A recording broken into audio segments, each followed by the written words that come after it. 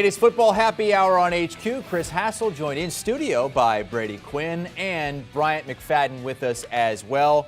Fellas, mandatory minicamps beginning this week for most teams. Aaron Rodgers is in Green Bay. He is going to participate in this, and it is a big difference from last year at this time when his summer vacations were just getting started. Well, yeah, I mean, look, he's under contract now, and you can say it's not about the money. The reality is when you get compensated to the likes of a 3-year, $150 million deal, it's going to satisfy, at least to some degree, the fact that you've been the best player in the league the past 2 years. You should be compensated for it. He is now. He doesn't have to worry about that. But the importance of coming to this mandatory minicamp, it's developing the chemistry that he needs to with Christian Watson, Sammy Watkins, all the other new players to this roster now because he doesn't have Devontae Adams. So that process starts right now in mandatory minicamp. He's not going to have to learn a new offense. That's not the case, even though Nathaniel Hackett's not there. But the reality is he's got a lot of new faces to throw to, and he's got to find that go-to guy, B-Mac. Yeah, no doubt, Brady. And also, you got to look at it like you mentioned. He has no reason to not be there. I mean, he's been compensated. He's satisfied when you look at his contract. He has no reason. A year ago, he was disgruntled. He felt some type of way in regards with the organization when it came to the contract and the way they handled the personnel moves and not considering his mindset. But this probably is one of the more important mini camps for Aaron Rodgers, as Brady mentioned, with the unknown at the wide receiver position. Clearly right now, we don't know who the number one guy will be with Devontae moving on to the Raiders. So he has to try to establish chemistry with a lot of new pass catchers, primarily speaking at the wide receiver position. But you better believe they're in good hands as long as number 12 is there. So I think he is excited to get this upcoming year started along with the wide receivers as well. Talk much more about the Packers and who is going to step up at that wide receiver position in just a little bit. Let's move on to another quarterback, one that is not going to report. Jimmy Garoppolo has been excused by the team because he's still recovering from shoulder surgery. They say he's not going to begin throwing until probably sometime later in the month, so he's been excused. What do the 49ers need to do at this point with him as a potential distraction still on this team? Nothing. I mean, the reality is the way Kyle Shanahan, John Lynch, Jimmy Garoppolo, Trey Lance, how it's all been handled is perfect. It should be how these sorts of things work themselves out, where if you want to move on from Jimmy Garoppolo, so be it. There's no reason for him to be around for this mandatory minicamp. He can't throw. He's still recovering. So why not allow him to continue his rehab, stay away, and let Trey Lance now become that leader of the team that you're looking for? There's no reason to have Jimmy G around. It's no disrespect to him. He took this team to a Super Bowl. They won an NFC championship with him leading the way. But the truth of the matter is he's not their future, and he's not there right now. So excuse him. Allow him to continue to keep rehabbing so you can, at some point, facilitate a trade. But the truth of the matter is this is how more teams should handle these sort of awkward situations. We've got one right now in Cleveland. Either trade Baker Mayfield or release him. Let him go. Move on. Even though there's uncertainty with what's going to happen with Deshaun Watson, the Browns, to me, are fumbling this whole situation right now. Meanwhile, the 49ers, they're moving on in a new direction, and they're doing the right thing with Jimmy Garoppolo and telling him exactly what's going to happen. He's not going to be playing here anymore, and that's okay. He'll have an opportunity somewhere else. Yeah, and the writing was on the wall over a year ago when they drafted Trey Lance. You know, making that type of investment at the quarterback position, Jimmy Garoppolo knew exactly what was going to happen, regardless of how things played out a year ago. He played pretty good football. They got him deep into the playoffs, and then, of course, the injury happened, and now it's time for Trey Lance to jump in to become the starting quarterback for the franchise. So, yes, they're handling this the best way possible. A very, very professional way, because as Brady mentioned, if you have him there at the facility in the locker room, questions will be asked about what will happen. What do you want to happen, Jimmy Garoppolo? Other players will have to answer questions as well. And that's the last thing you want to do during minicamp. Ask questions about a teammate. Will he be traded? Should he be traded? Who should be the starting quarterback? Right now, we know who the starting quarterback is. It's not a competition. It is Trey Lance's job to lose, and I think this is the best way to handle this, especially if you want to try to develop confidence in your young quarterback in Trey Lance. So when would it become a distraction if he's still on the roster? All the way training camp? I mean, it's not a distraction if they're just saying, hey, we're allowing you to miss this period of time that's mandatory. I mean, usually a mandatory minicamp, if you're under contract, you don't show up, you're potentially up for fines. But in this case, they're saying, no, we're excusing this. That's okay. We want to move on in the direction of Trey Lance. So even training camp doesn't matter. I mean, they don't need him to be there unless they feel like, look, Trey Lance isn't coming along the way we want, or we need Jimmy G here in order to potentially be a backup. And look, Jimmy G might not want to sign up for that. And maybe that's where, something else comes out of this. But for the most part, this isn't a distraction because of the way the San Francisco 49ers are handling it. All right, he has an excused absence. A guy who does not is Cowboys tight end Dalton Schultz. He's reportedly going to skip camp. He's not happy. He wants a long-term deal. He's going to play under the franchise tag if they don't reach one in the next 6 weeks. Yeah, I mean, the biggest thing is if he signed the tag or not. If he hasn't signed the tag, he's under no obligation to go to this mandatory minicamp. So that's the biggest difference when you see a player who's got the franchise tag placed on him. He wants a long-term deal. A lot of these sorts of things will work themselves out over the next few weeks if they can come to an agreement. But let's not forget, too, they did draft Jake Ferguson out of Wisconsin in the 4th round. So that it's almost as if the Dallas Cowboys are looking at potentially moving on. And even though we're looking at the stats of what Dalton Schultz has done, the truth of the matter is I don't know that he's really one of those top options in the passing game or really playmakers within this offense. So he can try to hold out for a bigger long-term deal. I don't know that he's going to get it. I think they drafted him to eventually be the replacement of a guy like Jason Witten. I don't think he's up to the Jason Witten par with that. But this is the only leverage he's got at this point to miss this portion of the season. And then we'll see if they can come to a long-term agreement, and we'll see what decision he makes, B-Mac, once training camp comes close. Yeah, for Dalton, I mean, he has leverage based on what he's done the last 2 years, especially a year ago, having a career year in yards and receiving touchdowns. But yes, it's all about the market for Dalton Schultz. Where does he see his value? Because if you look at the tight ends, we know George Kittle is a beast, right? He's getting $15 million per year. Travis Kelce I think he's underpaid. He's getting $14.3 million. Dallas Goedert getting $14.2, and Mark Andrews is getting $14 million. Right? So if you're Dalton Schultz, if you're the Dallas Cowboys, where do you value Dalton's production as a player compared to some of the names that I just mentioned? And the most newest, the newly signed contract coming from the tight end position was David Njoku, and he signed over $13 million, 13.6 to be exact. So do you believe the Cowboys value Dalton Schultz like Njoku getting $13 million? I don't think so. I think that is going to be an issue for what the organization see is a fair deal compared to what the players see as a fair deal. And get this, guys. You guys know how much Darren Waller is making this upcoming season? Pennies on the dollar. He's working on a long-term deal, yeah. $7.4 million. Remember, he signed his newest deal back in 2019. You talk about underpaid. Darren Waller is getting $7 million this upcoming year.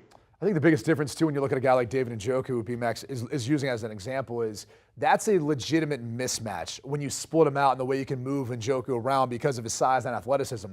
Dalton Schultz is more of your traditional wide tight end. He's going to put his hand in the ground.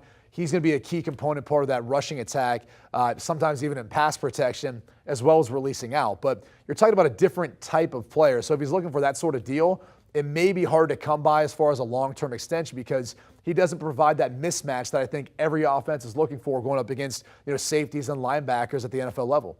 Let's move on to the New England Patriots, who always do things a little bit differently under Bill Belichick. Josh McDaniels, obviously now the head coach in Vegas. There's a report now that they don't have an offensive coordinator at this point. The report states that Matt Patricia is the leading candidate to call offensive plays. And I think the run-of-the-mill football fan would say, hang on a second, wasn't he the defensive coordinator when he was here before? Yeah. What's up?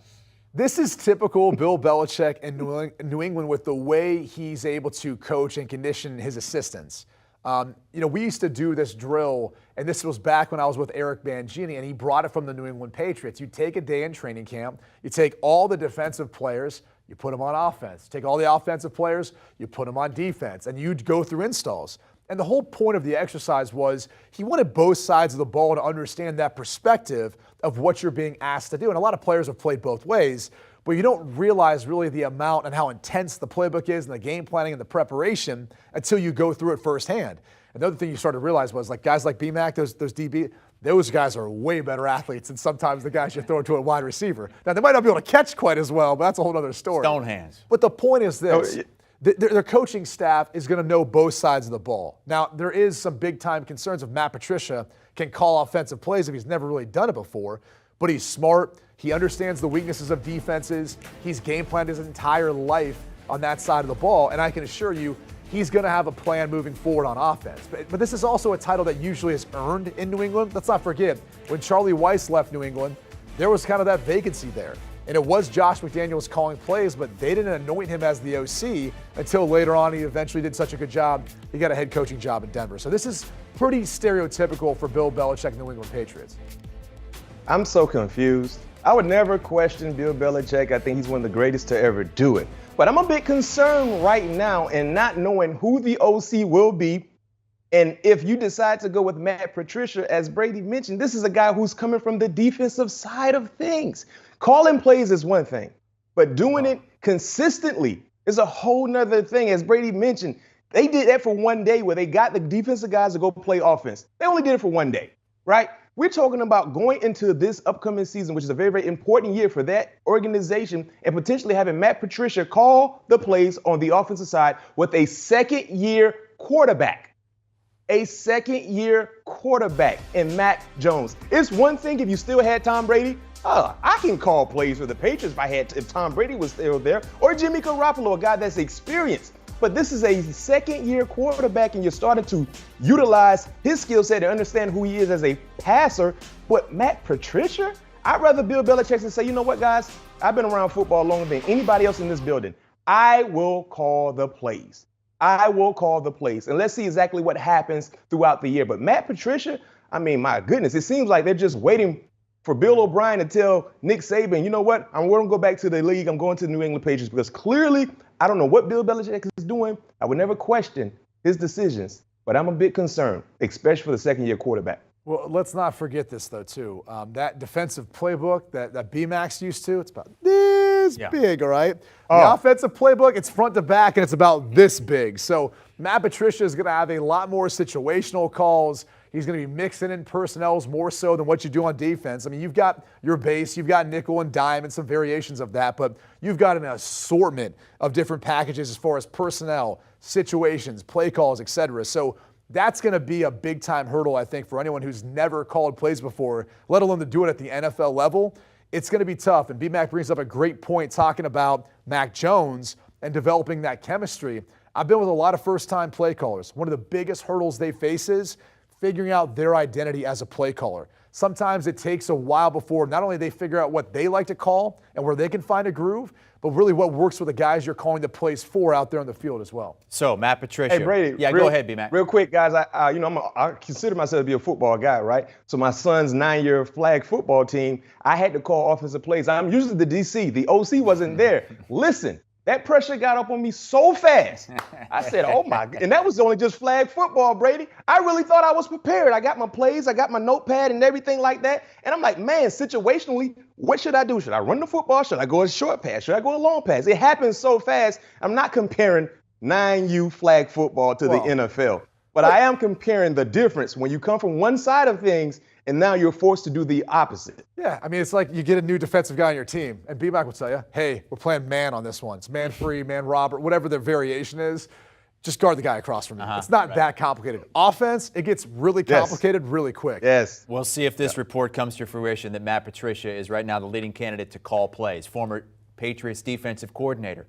Another former Patriots defensive coordinator, Romeo Crennel, calling it a career today. 50 years in coaching, and Brady, you spent many a year with him. Yeah, he's the head coach who drafted me. I loved Romeo, loved Rack, and he's had a wonderful career coaching, big impact on a lot of players, out there as far as almost being a father figure at times. Really, when you look at his coaching style, he wasn't the type of guy that would really, unnecessarily go off on something if he didn't need to.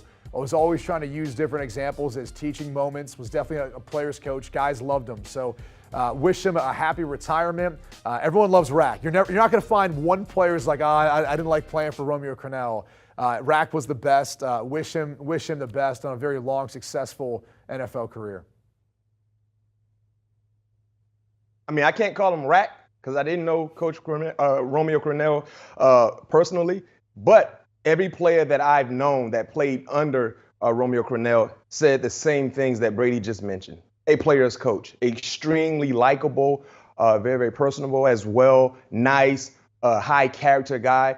And you look at his coaching career outside of, some of his head coaching stints. I mean, he's been extremely, extremely productive coach. So seeing him give 50 years to the National Football League on the sidelines. That's one reason to applaud him. But when you look at the lives he's been able to touch, that's a whole nother reason. So salute Romeo on an outstanding NFL coaching career. 5 Super Bowl rings to show for it as well. Let's shift gears briefly to college football and some of the new candidates for the College Football Hall of Fame released over the weekend. And a couple huge names, Tim Tebow, Reggie Bush, BMAC, couple of former Seminoles as well. No doubt.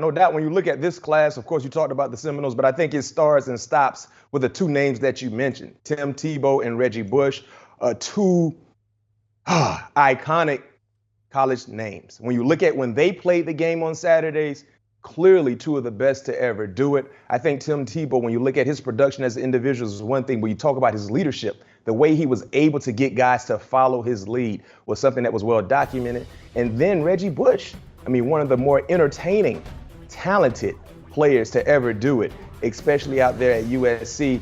I mean, if you talk about highlights and wanted to stand up when you watch a guy play, when number 5 was on the football field for USC, you knew it was going to be a huge day in his favor, and he was going to make a lot of people look foolish playing opposite of him, trying to stop him and tackle him and cover him.